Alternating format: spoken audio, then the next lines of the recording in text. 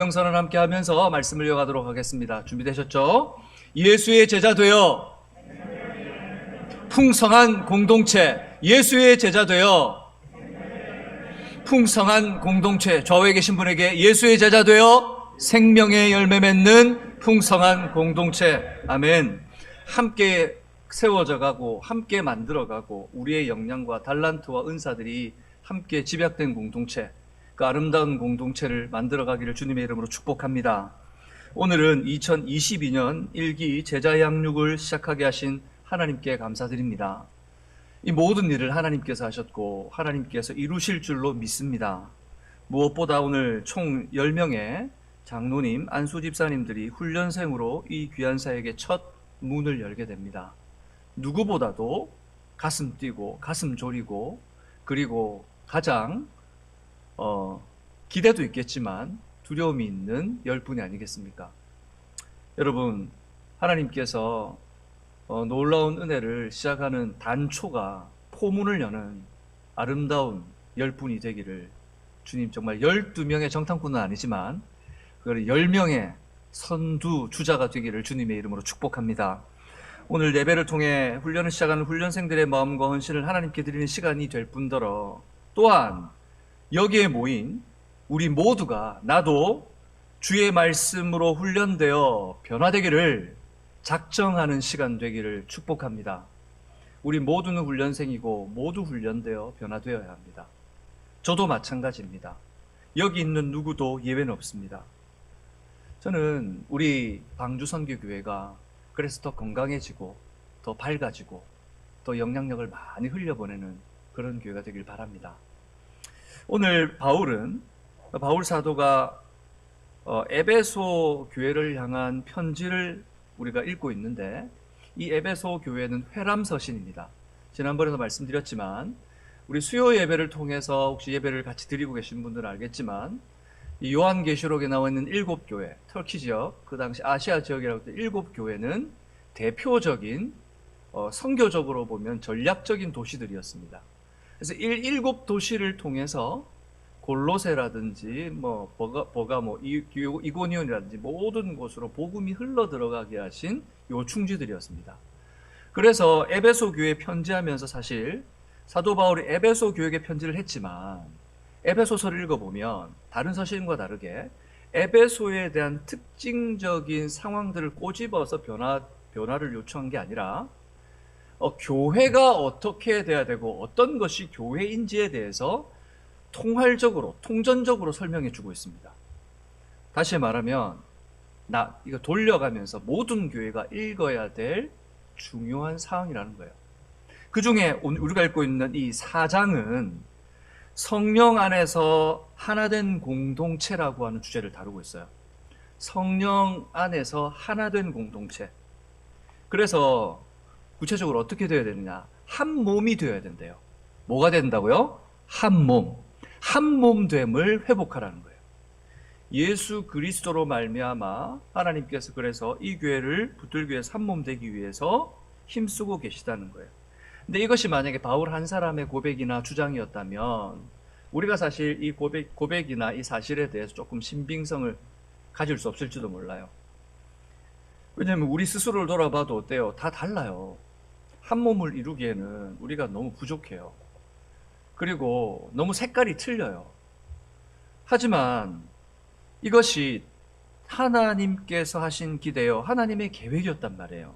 에베소서 1장 10절에 보면 이렇게 말씀하고 있습니다. 같이 읽어볼까요? 시작. 하늘에 있는 것이나 땅에 있는 것이 다 그리스도 안에서 통일되게 하려 하심이라. 이것이 하나님의 마음과 섭리였습니다.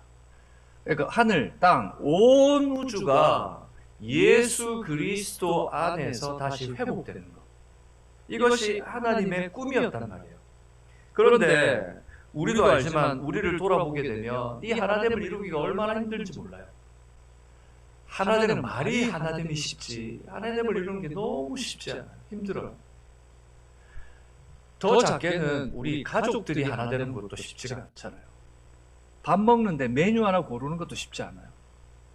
이놈의 자녀들이 이거 먹자 그러면 나는 싫어, 저거 먹을래 그러고, 오늘 이거 먹자고 약속했는데 오늘 기분이 그래서 다른 거 먹자 얘기 나오고, 뭐 밥을 하나 먹으려고 그래도 쉽게 되지 않아요. 예를 들면 여러분 구역에 모여서 구역원들이 뭔가 하는 결정을 할 때 쉽든가요? 쉽지 않아요. 그것 하나도 쉽지 않아요. 그런데 하나됨을 이룬다는 것, 이것은, 하지만 바울은 오늘 11절에서 이 계획을 이루기 위해서 하나님의 방법이 어떤 것이었는지를 말해주고 있습니다.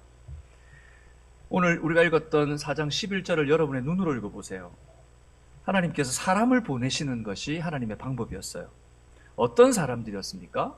어떤 사람들이었습니까? 11절을 한번 보세요. 보시면 그 사람들이 어떤 사람들이었는지 기록하고 있어요. 어떤 사람들이 있습니까? 사도, 선지자, 복음 전하는 자, 목사와 교사, 목사 즉 교사죠, 그죠? 이 사람들을 보냈단 말이에요. 이 사람들이 어떤 사람들입니까? 어떤 사람들이에요? 하나님의 말씀을 전하는 사람들이에요. 근데 말씀을 전하는 사람들 중에서도 이 사람들은 말씀의 달인들이에요. 말씀의 전문가들. 말씀의 전문가들을 어디에 보내냐면 지금 교회로 보내는 거예요. 하나 되기 위해서, 하늘과 땅이 하나 되기 위해서 하나님의 사람들이 하나가 되어야 되는데, 이 일을 위해서 지금 말씀의 달인들을 하나님께서 보내셨다는 거예요. 여러분, 하나님께서 보내신 이 사역자들은 하나님의 주권 아래 보냄받은 사람인 줄로 여러분 존경해 주시고, 여러분들 그분들을 따뜻하고 격려하는 마음으로 세워주시기를 주님의 이름으로 축복합니다. 특별히 우리 교회에 있는 교역자들을 여러분 존경해 주시고 따뜻하게 세워주시고 여러분들 기도해 주셔야 합니다. 저는 다른 무엇보다도 만약에 그런 질서가 세워지지 않는다면 교회는 바른 방향을 향해 갈 수 없다고 생각이 듭니다. 그러므로 무엇보다 하나님께서 보내주신 전문가들, 이 달인들이 더 달인이 될 수 있도록 교회는 물질과 기도와 헌신을 더해 주셔야 합니다. 그것이 사람을 키우는 거예요. 그리고 주일학교 교사들, 또 양육하기 위해서 말씀을 가지고 헌신하는 사람들, 우리 구역장들 모두가 다 존경받고 말씀을 붙들고 영혼을 잡고 최전선에서 몸부림치는 분들이 존경받아야 합니다. 그래야 교회가 교회됨을 확인할 수 있게 되는 거예요. 이 사람들을 보내어서 뭐 하려고 하는 거예요? 주님께서 지금 뭐 하려고 하시는 거예요? 우리 12절 읽어볼까요? 시작. 이는 성도를 온전하게 하여 봉사의 일을 하게 하며 그리스도의 몸을 세우려 하심이라. 보내서 뭐냐면 성도를 온전하게 하신대요. 그리고 온전하게 한 사람을 통해서 봉사의 일을 하게 하실 거래요. 이 봉사의 일이라는 것은 다른 말로 표현하면 온전하게 하는 일이라고 표현할 수 있을 거예요. 온전한 사람들이 되게 해서 온전한 일을 하게 하는 것, 이것이 하나님께서 거는 기대였단 말이에요. 근데 여기서 온전하다라는 말이 몇 가지 의미를 갖고 있어요. 어떤 의미를 갖고 있냐면, 첫 번째 읽어볼까요? 시작. 부러진 뼈를 맞출 때, 두 번째는 찢어진 그물을 수리할 때, 세 번째는 범죄한 사람들을 바로 잡을 때 이 온전하다라는 말을 썼단 말이에요. 온전하게 만든다, 온전하게 한다는 바로 이런 의미를 갖고 있어요. 다시 말하면 뼈가 부러진 것처럼 산산조각난 하나님의 형상인 우리, 죄로 말미암아 하나님의 형상인 우리가 온전하지 못하고 산산조각이나 흩어져 있는 우리를, 그리고 그 기능을 완전히 상실한 채 찢어진 그물처럼 아무것에도 쓸 수 없는 완전히 잃어버린 우리를 범죄한 사람들을 바로잡는 것처럼 회복시키시는 하나님의 역사, 그것이 바로 온전케 한다는 거예요. 하나님께서 우리를 온전케 하실 때는 바로 그런 의미를 담고 있는 겁니다. 그 온전함을 이루어 하나님의 형상을 회복하고 하나님의 자녀의 기능을 다시 찾아서 세상을 변화시키는 온전한 사람이 되는 것, 그것이 하나님의 소망입니다. 여러분, 우리 방주 선교교회가 그런 일을 하기를 원합니다. 여러분, 그러려면 한 주간 동안 여러분 그렇게 살다 오셔야 돼요. 살다 오셔야 돼요. 그렇게 살다 오셨어요? 좌우에 계신 분들에게 한번 우리 질문합시다. 말씀대로 사셨나요? 네. 답을 하기가 조금 껄쩍지근합니다. 하지만 우리가 여전히 연약합니다. 부족합니다. 주님 앞에 설 때 우리 자신을 돌아보면 하지만 하나님께서 회복시키실 줄 믿습니다. 어떻게 하면 회복이 가능할까요? 그것은 바로 하나님의 말씀밖에 없습니다. 하나님의 말씀으로만 회복될 수 있습니다. 오늘 훈련 개강 예배를 통해 회복과 변화에 대한 갈망이 일어나길 주님의 이름으로 축복합니다. 여러분, 우리가 변화하고 싶고 갈망하고 싶은 게 모두의 마음 같지만 그렇지 않아요. 어떤 이들은 변화에 대한 갈망이 없어요. 소망이 없어요. 그냥 지금 이 상태에서 더 변화되는 것도, 더 달라지는 것도 그렇게 기쁜 소식이 아니에요. 그냥 나를 내버려 뒀으면 좋겠어. 그게 마음의 상태인 분들도 있단 말이에요.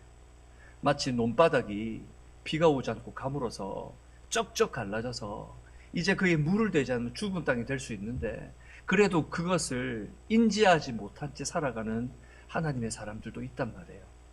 여러분, 우리의 마음에 하나님의 말씀으로 바닥, 갈라진 내 영혼의 바닥이 채워지기를 간절히 소망하는 이 간절함이 생겨나야 돼요. 그래야 하나님의 말씀을 향해 눈을 돌리고 목적을 향해서 달려갈 수 있게 됩니다. 여러분 모두에게 하나님의 그런 변화와 회복에 대한 갈망이 일어나기를 축복합니다. 그보다 더하여 회복의 열쇠가 되는 말씀에 대한 갈망은 더 크게 일어나기를 바랍니다. 그래서 우리가 하나님의 사람으로 온전하게 되는 것을 서로가 목격하기를 원하는 거죠.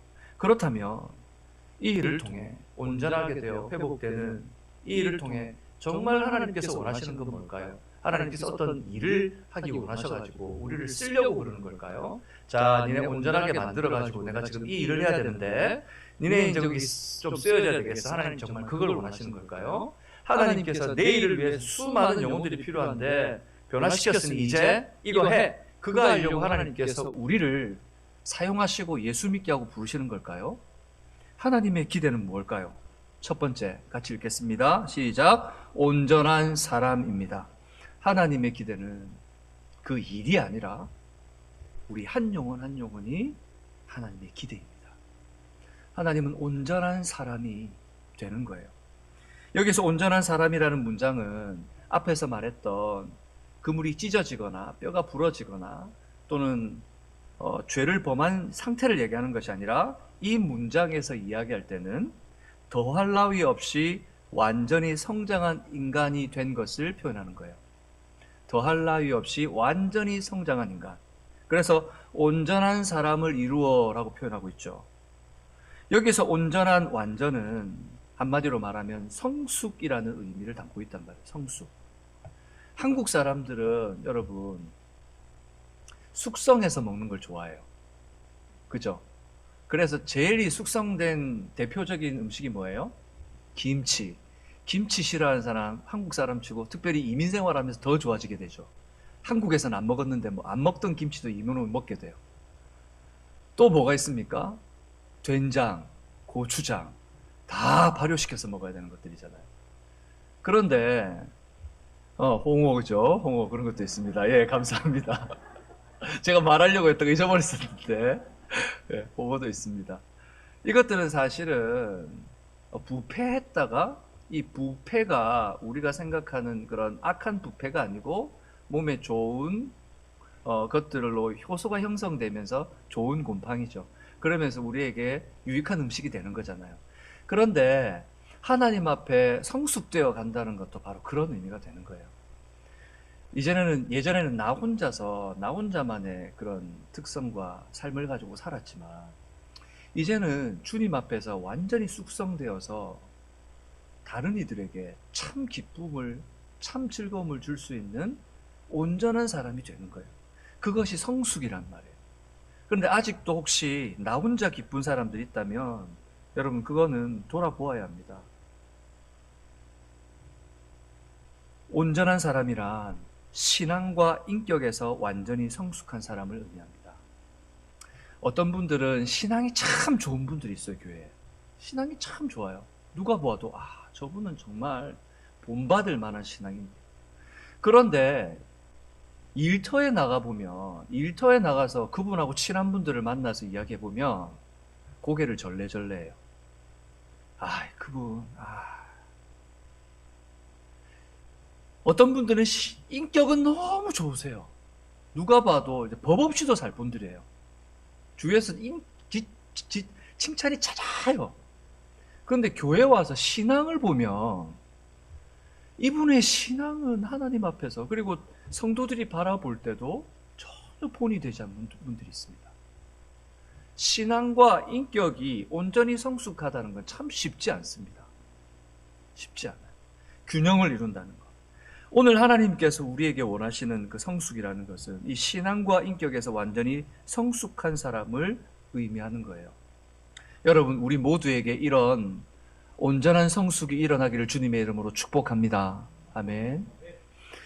그러면 이 성숙을 우리의 생각이 아닌 성경적 표현으로는 어떻게 표현하고 계실까요? 우리는 사람들을 볼 때 저 사람 성숙하다, 성숙하다 이렇게 얘기하는데 성경에서는 그 성숙함을 어떻게 표현할까요? 오늘 13절 상반절만 우리 한번 같이 읽어볼까요? 13절 상반절입니다. 시작. 우리가 다 하나님의 아들을 믿는 것과 아는 일에 하나가 되어. 예, 거기까지. 여기 보니까 성숙이라는 걸 어떻게 표현하고 있습니까? 우리가 다 하나님의 아들을 믿는 것과 아는 일에 하나가 되어. 여기서 먼저 하나님의 아들 예수 그리스도를 믿는다는 것은 어떤 의미냐면, 여러분 보시겠어요? 함께 우리 읽어볼까요? 시작. 하나님의 아들을 믿는 것은 믿음의 대상이 되시는 예수님께 대한 우리의 확신입니다. 믿음의 대상이 되시는 예수님을 우리가 마음속으로 확신하는 거예요. 이게 바로 믿는 것입니다. 우리가 그분을 확신해요. 확신하는데 그 이상이 없어요.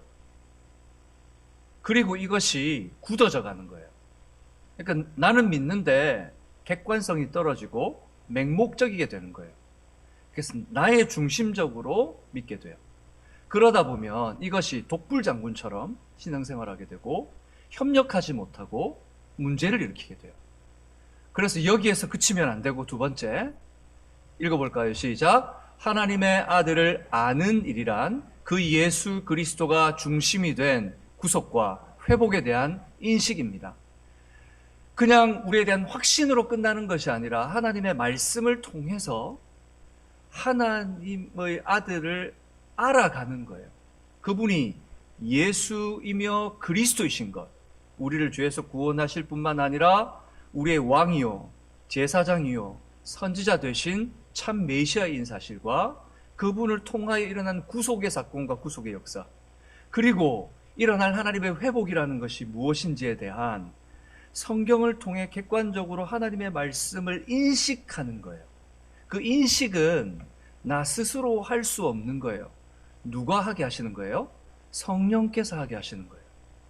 그래서 이 두 가지, 확신과 인식이 하나가 되는 것, 이것이 바로 하나님께서 원하는 온전한 성숙에 이르는 신앙입니다. 확신만 있으면 맹목적이게 되지만 아는 것만 있으면 어떻게 되면 지적인 신앙이 돼요. 그러니까 아는 건 많아요. 지식적으로 너무 많아요. 누구하고 이야기하면 변론을 해도 다 이기고 다 승리할 수 있어요. 그런데 뭐가 없냐면 따뜻하지가 않아요. 그 사람 주위에 사람이 없어요.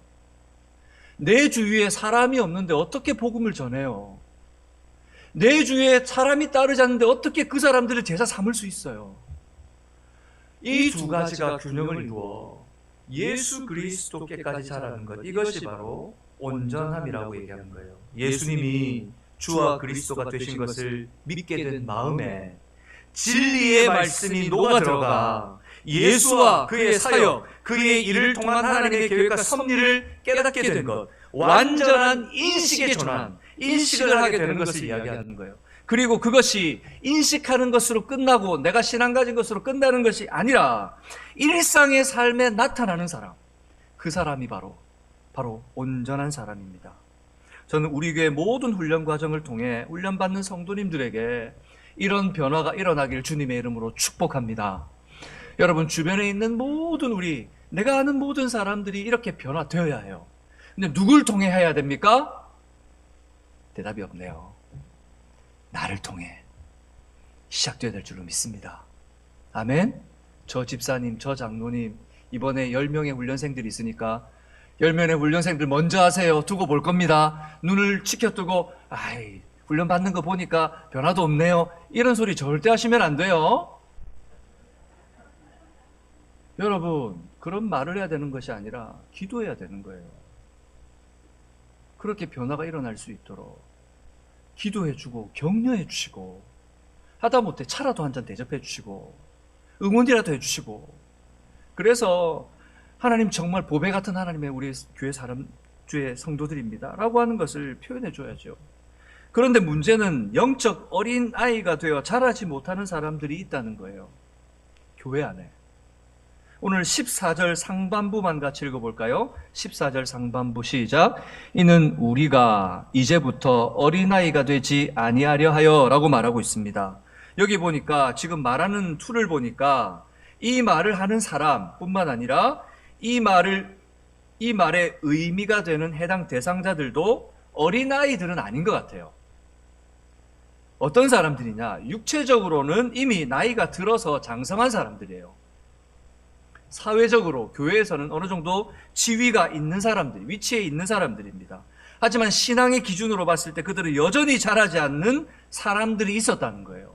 10년이 지나고 20년이 지나고 교회 직분을 맡았고 교회에서 오랜 동안 우리 교회의 버팀목으로 살아왔다고 하는 분들인데도 여전히 그 자리를 맴도는 분들이 보인다는 거예요. 히브리서 5장에 보면 히브리서 기자가 히브리인들을 대상으로, 유대인들을 대상으로 복음을 다시 전한단 말이에요. 그때에 대제사장 되신 예수님에 대해서 말씀을 이어가다가 멜기세덱에 대해서 말씀을 전하는 도중에 갑자기 이런 말을 해요. 할 말이 많은데 너희가 알아듣지 못해서 이제 그만둬야 되겠다. 이런 뉘앙스로 말을 맺어버려요. 왜냐하면 계속해서 5장 12절에 보면 이렇게 말하고 있습니다. 같이 읽어볼까요? 때가 오래매 너희가 마땅히 선생이 되었을 터인데 너희가 다시 하나님의 말씀의 초보에 대하여 누구에게 가르침을 받아야 할 처지이니 단단한 음식을 못 먹고 젖이나 먹어야 할 자가 되었도다. 여러분, 좀 심한 말로 표현해서 여러분 이해해 주시기 바랍니다. 아직 젖비린내가 나네 라고 말하고 있다는 거예요. 아직도 지금까지 그렇게 말씀의 훈련을 받고 그렇게 오랜 동안 신앙생활을 하며 교회에서 그렇게 중요한 직분을 맡아 지내왔는데도 여전히 단단한 음식은 먹지 못하고 젖이나 먹어야 돼. 마치 부모가 먹어서 부모의 온 몸과 에너지를 다 동원해서 녹여가지고 그 입으로 넣어줘야만 살 수 있는 젖먹이 아이처럼 그런 상태에 되어 있단 말이에요. 이제 단단한 음식이 내게 들어오면 내가 씹을 줄도 알고 뱉을 줄도 알고 맛을 볼 줄도 알고 피할 줄도 알아야 되는데 그런 분별력도 없는 어린아이 같은 신앙인으로 살고 있다는 거예요. 여러분, 교회에 오래된 아이들이 있습니다. 교회에 오래된 아이들이 있습니다. 신앙생활하면서 자꾸 그렇게 이야기합니다. 오늘 13절에 보면 계속해서 이 어린아이들이 어떤 아이인지 말하고 있죠. 히브리서 5장 13절 읽어볼까요? 시작. 저기 안 나와 있습니다. 여러분 성경을 한번 찾아보십시오. 히브리서 5장 13절입니다. 히브리서 5장 13절 같이 한번 읽겠습니다. 5장 13절 말씀입니다. 체크해 두시면 좋을 것 같아요. 시작. 이는 젖을 먹는 자마다 어린아이이니 의의 말씀을 경험하지 못한 자요. 이 젖먹이 어린아이는 어떤 상태에 있는 사람이라고요? 의의 말씀을 경험하지 못한 자. 한 번도 의의 말씀을 경험해 보지 못했어요. 교회는 다녔는데 여러분 한 번도 말씀대로 순종해 보고 살아보지 못한 거예요. 그래서 이 말씀이 어떤 능력이 있는지를 경험해 보지를 못했어요. 너희가 순종함으로 하나님의 은혜를 맛볼 수 있겠다고 하나님께서 말씀, 한 번도 하나님의 말씀에 순종해 보지를 못했어요. 그래서 순종을 이야기할 때 마음속으로 뭐가 없냐면 순종에 대한 감동이 없어요.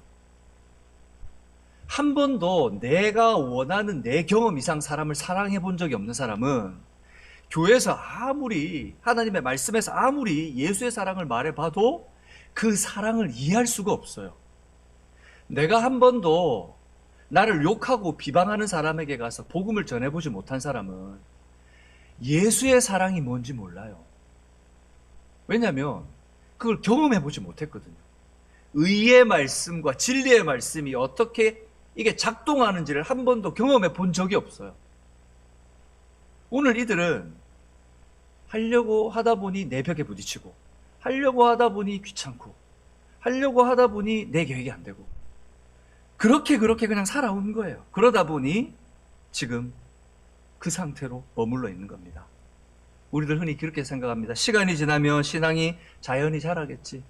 교회에서 예배 드리면서 1년이고 5년이고 10년이고 있으면 내가 변하겠지. 여러분, 시간이 지나면 사람 변하던가요? 성숙하던가요? 교회에서 직분이 주어지면 그 직분만큼 변하겠지. 여러분, 직분만큼 사람이 성숙합니까? 아닙니다.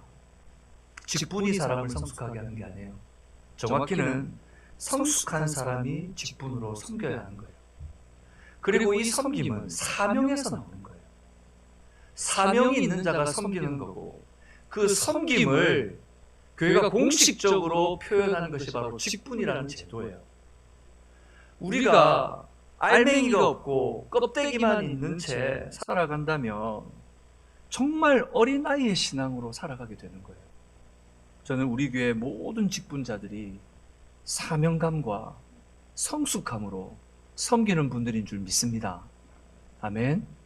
그런 아름다운 우리 장로님들, 안수 집사님들의 모습을 봐요.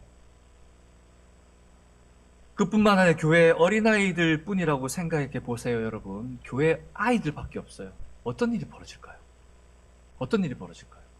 에베소서 4장 14절에 보니까 이렇게 말씀하고 있어요. 같이 읽어볼까요? 시작. 이는 우리가 이제부터 어린아이가 되지 아니하여 사람의 속임수와 간사한 유혹에 빠져 온갖 풍조에 밀려 요동하지 않게 하려 함이라.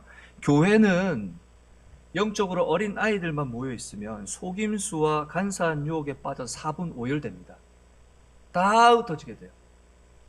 하나님의 말씀을 쫓는 것이 아니라 온갖 풍조, 세상의 유행 따라가다 발을 맞추다 성공을 꿈꾸며 하나님의 영광을 날치게 하고 우리의 중심을 잃고 요동하다가 끝나는 공동체가 돼요.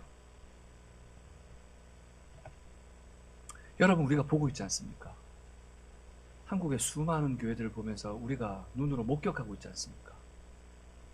우리 주변에 있는 이민교회들 보면서 많이 경험하고 있지 않습니까?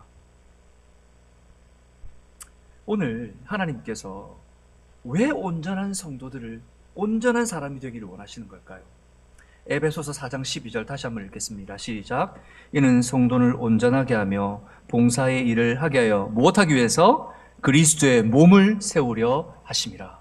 그리스도의 몸을 세우기 위해서는 어린아이가 아닌 온전하게 성숙된 확신과 인식에 있어서 하나를 이루어서 영향력을 낼 수 있는 예수 그리스도를 닮은, 예수 그리스도 안에 있는 제자가 세워져야 하기 때문이에요. 우리 좌우에 계신 분들에게 이렇게 격려합시다. 당신은 온전한 사람입니다. 여러분의 아내와 남편, 자녀들에게 우리가 그렇게 말할 수 있었으면 좋겠어요. 당신은 온전합니다. 당신은 온전합니다. 우리 아내들 다 온전한 분들인 줄 믿습니다. 남편들, 아멘. 우리 남편들 다 온전한 사람인 줄로 믿습니다. 아내들, 아멘. 네. 소리가 들려. 여러분, 믿음으로 하나님께서 역사하실 줄 믿습니다. 네. 우리가 믿어주고 격려해주고 품어주고 내가 먼저 손을 내밀 때 그 역사가 시작되게 됩니다. 아니, 당신이 먼저 변해 내가 변화되지. 말씀 못 들었어? 이렇게 나오면 그때부터는 이게 전쟁이 돼요. 그게 아니에요. 내 마음이 조금 상하는 것이 있어도 주님이 교회를 사랑하신 것처럼 품어주고 머리 대신 주님께서 교회를 안아주시듯 그렇게 은혜를 베풀 때 그 속에서 그런 변화가 일어날 줄 믿습니다. 우리 방주 선교교회 훈련을 통해 자라가는 교회 되기를 주님의 이름으로 도전합니다. 믿음의 어린 아이들이 자라 성숙하고 죽어있던 영적 기능들이 살아나는 교회 되기를 바랍니다. 무엇보다 훈련을 시작하는 훈련생들, 여러분들을 통해 그런 변화가 일어나길 주님의 이름으로 축복합니다. 하나님께서 여러분 모두에게 하나님이 인정하시는 온전한 사람이 되어 우리의 가정을 통해 하나님의 영광이 믿지 않는 자들에게 흘러내려가기를 간절히 소망합니다. 두 번째로 하나님께서는 뭐라고 얘기하십니까? 작은 예수가 되는 것입니다. 뭐라고요? 작은 예수가 되는 것입니다. 온전한 사람으로 세워졌다고 해서 우리의 인생의 고린 지점에 이른 것이 아닙니다. 여러분, 운동선수들이 운동을 열심히 하고 트레이닝을 해요. 그리고 나서 트레이닝한 이후에 그분들이 이제 열심히 훈련을 한 이유가 뭐예요? 예를 들면 육상선수 같으면 트랙에서 달리기 위해서 훈련한 거예요. 아직까지 달리지 않았어요. 근데 언제부터 이 사람의 실전이 시작되는 거예요? 트랙에서 준비 자세를 취하고 서 있을 때부터 시작되는 거예요. 온전하게 되는 것은 고린 지점에 이런 것이 아니라 여러분들 시작 출발선에 서는 거예요. 그 출발선에 서서 우리가 해야 될 것이 무엇이냐? 13절에 이렇게 말합니다. 우리 13절 볼까요? 13절 다시 한번 온전한 사람부터 같이 읽어보겠습니다. 시작. 온전한 사람을 이루어 그리스도의 장성한 분량이 충만한 데까지 이르리니 라고 말하고 있습니다. 장성한 분량, 충만한 데까지 이중적으로 지금 이 모습에 대해서 강조하고 있어요. 한마디로 어떤 모습이 되어야 된다는 거예요? 예수 닮아야 된다는 거예요. 누구 닮아야 된다고요? 예수 닮아야 된다는 거예요. 예수의 성품, 인격, 그 마음까지 그대로 닮은 작은 예수가 되어야 된다는 거예요. 우리의 고린 지점은 작은 예수가 되는 겁니다. 아멘. 옆에 분에게 작은 예수가 됩시다. 아유, 감사합니다. 우리 교회 작은 예수들이 많이 생겨날 줄 믿습니다. 하다못해 이단들도 여러분 어떻게 합니까? 자기들이 다 예수래요. 다 예수래요.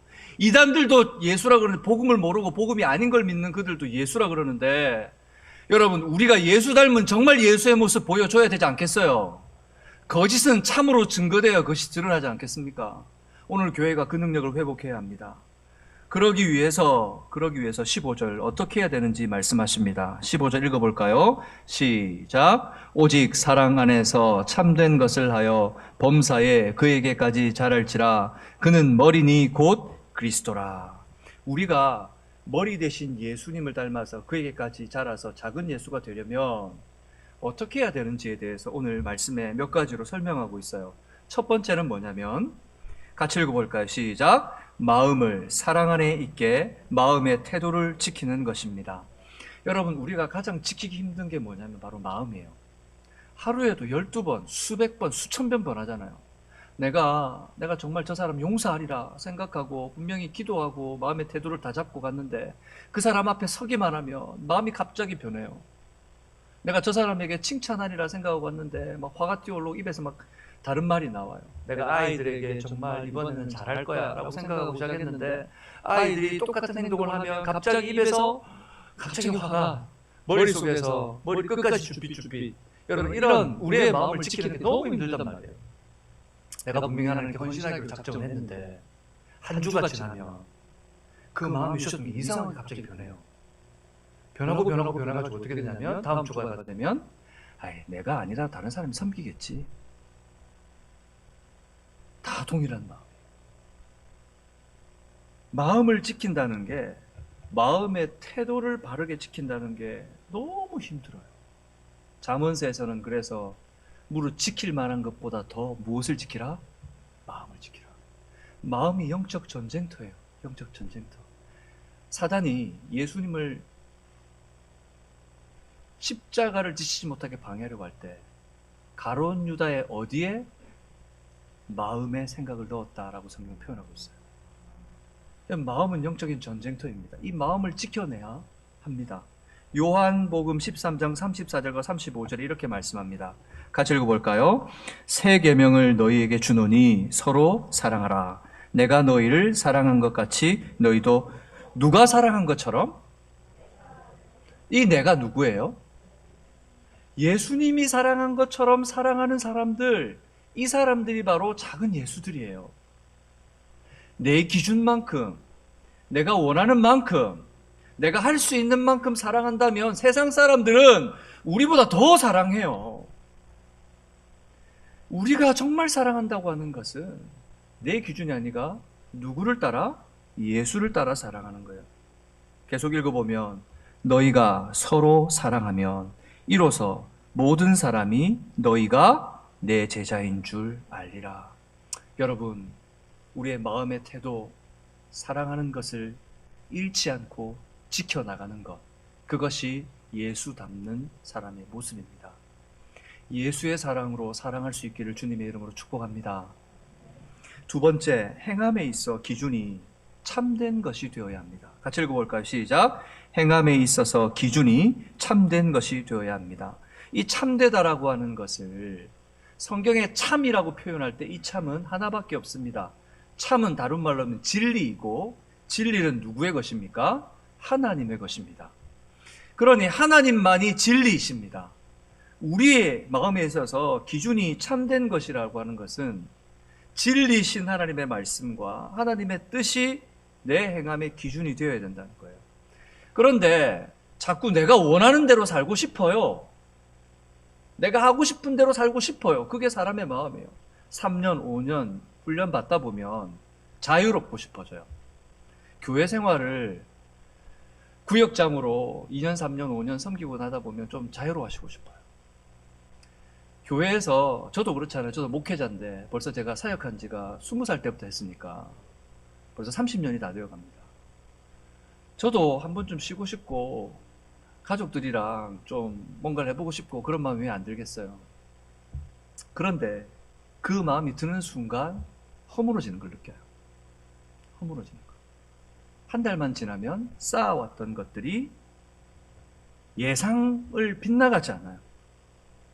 여러분, 행함에 있어서 기준이 하나님의 말씀이 아니면 우리의 삶의 모든 것들이 허물어지게 돼요. 지금까지 여러분들이 차곡차곡 쌓아온 것들이 오랜 시간이 걸려서 쌓아온 것이지만 허물어질 때는 한순간이에요. 그래서 하나님의 말씀이 내 행동의 기준이 되어야 된다는 거예요. 에베소서 4장 22절에서 24절까지 이렇게 말합니다. 읽어볼까요? 너희는 유혹의 욕심을 따라 썩어져가는 구습을 따르는 옛사람을 벗어. 무엇을 벗으라고요? 옛사람. 옛사람이 어떤 사람이에요? 유혹의 욕심을 따라서 살아갔단 말이에요. 썩어져가는 삶을 살아갔던 사람이에요. 죽음을 향해 달려갔던 사람이에요. 살기 위해서 살았던 게 아니고 나는 살기 위해 달려온 줄 알았는데 보니까 죽을 위해서 죽을 길을 갔던 거예요. 그런데 우리의 눈으로는 분별이 안 된단 말이에요. 무엇으로 분별이 됩니까? 하나님의 말씀으로 분별할 수밖에 없다는 거예요. 그러므로 계속해서 읽어볼까요? 오직 너희의 심령으로 새롭게 되어 오직 하나님의 말씀을 따라 의와 진리와 거룩함으로 지으심을 받은, 무엇으로 지으심을 받은? 의와 진리와 거룩함으로. 하나님의 의의 말씀, 진리의 말씀, 거룩한 하나님의 임재 가운데 그 하나님의 함께 하심이 기준이 되는 인생, 그 행함이 우리의 삶이 되는 인생, 그런 인생이 되는 것, 그것이 바로 예수를 닮아가는 것이란 말이에요. 세 번째, 같이 읽어보겠습니다. 시작. 범사, 즉 모든 삶의 영역까지 예수를 닮아야 합니다. 예수 믿다 보면 그런 생각이 듭니다. 어디까지 해야 돼요, 목사님? 어디까지 닮아야 돼요? 도대체 어디까지, 이제는 그만, 그런 생각이 들 때가 있다. 굳이 그것까지. 그런데 여러분, 지금까지 하나님의 은혜 아니었으면 여기까지 우리가 올 수 있었을까요? 그것까지 하나님께서 간섭하지 않았다면 정말 우리가 지금 하나님의 은혜를 누리며 살 수 있었을까요? 그것까지도 하셔야 됩니다. 범사, 모든 것에서 모든 삶의 영역이 누구를 닮아야 합니까? 예수를 닮아내야 됩니다. 여러분, 우리의 삶을 닮아서 우리 아내와 남편을 볼 때마다 정말 그렇게 얘기해야 돼요. 참 당신을 보니까 참 예수를 닮은 것 같아.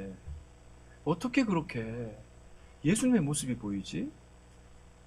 아내가 남편을 보면서 당신 참 예수님 같아요. 참 예수님 닮았어요. 이런 말과 표현과 언어들이 계속 쏟아져 나오는 가정들이 되기를 바랍니다. 우리 자녀들이 아버지 어머니를 보면서 나중에 누군가 자녀들에게 너 도대체 그렇게 신앙생활하는 본이 누구니? 라고 물어보면 저희 아버지가요, 저희 어머니가요, 저희 가정에서요. 이런 고백들이 흘러나오는 가정이기를 주님의 이름으로 축복합니다. 지금까지 안 되었다고요? 괜찮습니다. 하나님께서 아직도 우리에게 기회를 허락하셨습니다. 지금 하시면 됩니다. 근데 이 말 하는데 아내가 남편을 보면서 남편이 아내를 보면서 이러면 안 된단 말이에요. 이러면 안 돼요. 그런 마음이 들려고 할 때도 내 마음을 다 잡아야 돼요. 그런 표현이, 그런 눈빛이, 그런 손짓이, 그런 몸짓이 내 세포 속에서 뭔가 뛰쳐나오려고 할 때 부둥켜 안고 잡고 우리의 입으로 나올 때 선하고 아름다운 말로 세워주고 사랑해주고 붙들어줄 때 함께 변화가 일어난단 말이에요. 여러분, 우리의 가정 속에, 우리의 삶 속에 이런 변화와 능력이 일어나길 바랍니다.